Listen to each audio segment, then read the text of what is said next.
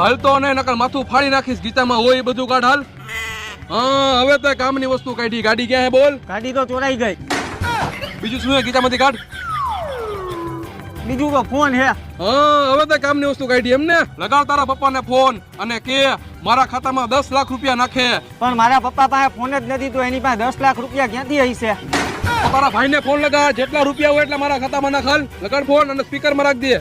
Call किए गए number की इनकमिंग सेवाएं स्थगित है, जो जांच करने पर शुरू हो जाएंगी.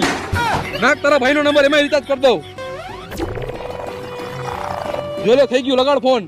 પણ ભાઈ હું તમને એક વાત કહેતા તો ભૂલી ગયો, મારા ભાઈનો ફોન ચોરાઈ ગયો છે. તો આ ચેન કાઢ.